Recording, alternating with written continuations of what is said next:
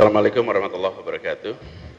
Selamat malam, salam sejahtera untuk semuanya, teman-teman yang saya hormati. Seperti kita ketahui bahwa perkembangan penyebaran COVID-19 di Jakarta ini cukup pesat. Tadi barusan disampaikan update-nya oleh Pak Asisten Kesejahteraan Rakyat. Hari ini situasi yang dihadapi di Jakarta sangat berbeda dengan 2 pekan lalu ataupun pekan lalu. Jumlah yang wafat tadi disampaikan cukup banyak dan kita semua berduka, menyampaikan bela sungkawa yang sedalam-dalamnya kepada keluarga. Kemudian jumlah kasus juga tadi disampaikan angkanya cukup tinggi. Karena itu Pemprov DKI Jakarta setelah membicarakan bersama dengan unsur Polda, bicara dengan Bapak Kapolda, membahas juga dengan unsur Kodam, dengan Pak Pangdam, juga kita mendiskusikannya dengan Ketua Satgas Percepatan Penanggulangan COVID-19 di tingkat nasional. Maka pada hari ini kita menetapkan bahwa Jakarta ditetapkan sebagai tanggap darurat bencana wabah COVID-19. Ini ditetapkan untuk masa waktu 14 hari ke depan dan bisa diperpanjang menyesuaikan dengan kondisi.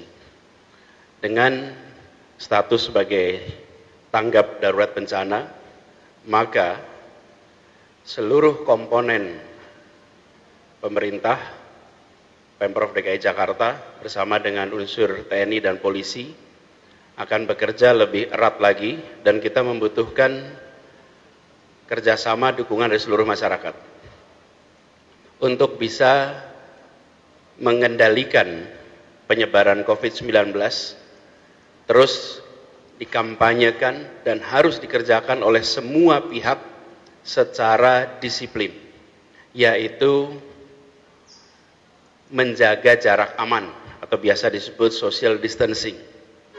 Ini mutlak harus dilakukan oleh semua. Bila sebagian tidak melaksanakan ini, maka efektivitasnya akan menurun, potensi penyebarannya terus akan meningkat. Sikap bertanggung jawab hari ini adalah dengan memilih berada di rumah, memilih tidak melakukan kegiatan di luar rumah, itu melindungi diri kita, melindungi orang lain, dan merupakan sikap yang bertanggung jawab. Sementara menganggap ini enteng dan tetap berkegiatan di luar meskipun posisinya sehat, maka itu berpotensi menularkan kepada yang lain. Jakarta selama beberapa minggu ini kami terus anjurkan, tapi ini tidak bisa berjalan efektif jika tidak semua melaksanakan dengan disiplin. Karena itu saya mengimbau kepada seluruh warga Jakarta, angka kematian 20 yang hari ini diumumkan adalah angka yang sangat banyak. Kita harus menghindari angka ini meningkat, dan menghindari itu bukan semata-mata dengan meningkatkan fasilitas kesehatan, tapi dengan menghentikan penularan. Hari ini di Jakarta ada 17.500 dokter, ada 27.000 perawat, ada 900-an tenaga kesehatan masyarakat. Jajaran medis di seluruh Jakarta posisinya adalah posisi menghadapi jumlah warga yang datang yang jumlahnya luar biasa. Daya respon kita memiliki ambang batas karena jumlah rumah sakit, jumlah tenaga yang tak seiring dengan pertumbuhan jumlah kasus. Karena itu, bila kita ingin sehat, menjaga semuanya sehat, maka kurangi jumlah penderita. Dan kurangi jumlah penderita itu caranya dengan mengurangi penularan. Karena kemampuan dari sistem kesehatan yang ada di ibu kota ini ada batasnya. Ini berbeda dengan kalau kita hanya punya kasus 1-2. ini sudah merupakan pandemik dan di Jakarta percepatannya tinggi karena interaksinya tinggi. Jadi saya mengharap kepada seluruh komponen masyarakat, dunia usaha, organisasi sosial, organisasi keagamaan, ambil langkah-langkah drastis karena Jakarta statusnya sekarang adalah tanggap darurat bencana COVID. Ini juga diiringi dengan kebijakan, ada keputusan dari Dinas Pariwisata, resminya nanti Bapak Kepala Dinas Pariwisata mengumumkan bahwa kita akan mengurangi kegiatan-kegiatan hiburan mulai hari Senin yang akan datang. Detailnya nanti diumumkan. Penutupan kegiatan wisata milik pemerintah sudah dilakukan sejak pekan lalu. Mulai pekan ini kita mengharapkan kepada dunia usaha untuk bersama-sama. Karena sekali lagi, kalau hanya dikerjakan oleh sebagian dan sebagian yang lain memilih berinteraksi, maka penyebaran itu berjalan terus. Mulai hari Senin kita akan melakukan peniadaan kegiatan hiburan yang nanti detail itemnya akan disampaikan oleh Kepala Dinas Pariwisata. Yang ketiga adalah pembatasan penggunaan kendaraan umum. Prinsipnya masih sama, yaitu membatasi jumlah penumpang di dalam bis dan di dalam kereta api.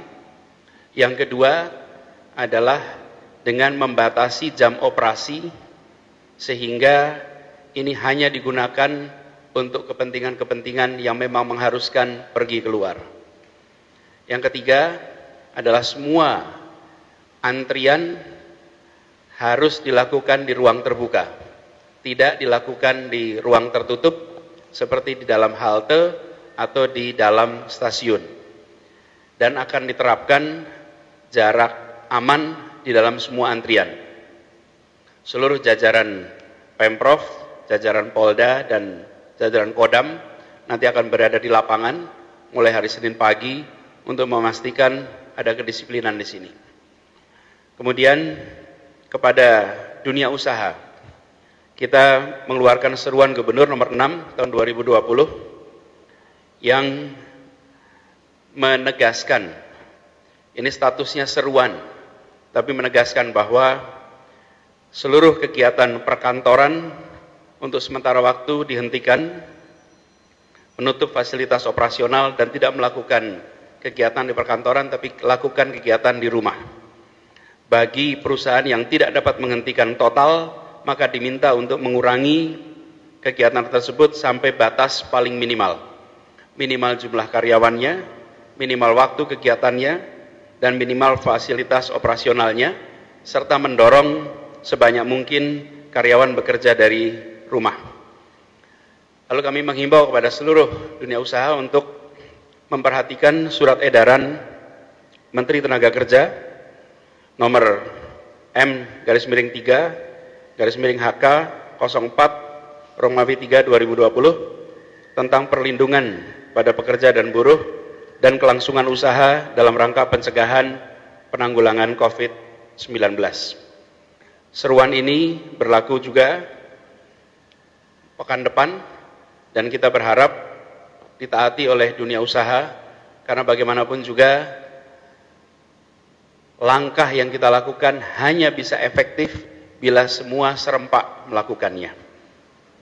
Kita berharap ini semua ditaati dan jajaran Pemprov dengan Satgas di DKI terus bekerja untuk memastikan bahwa kita bisa ikut mencegah percepatan penularan COVID-19.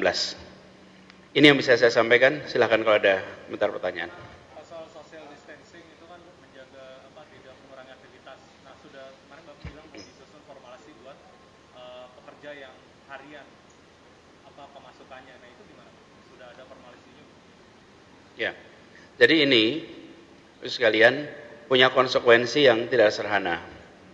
karena kemudian sebagian dari masyarakat kita yang memiliki pekerjaan mengandalkan pada penghasilan harian itu akan terdampak. Kita sudah menghitung dan memiliki datanya. Ini merujuk kepada para penerima bantuan-bantuan dari Pemprov DKI, bantuan subsidi, ada 1,1 juta orang di Jakarta, yang itu semua nanti kita akan secara bertahap memberikan bantuan. Sekarang sedang dirumuskan besaran metode mengikuti perkembangan gitu.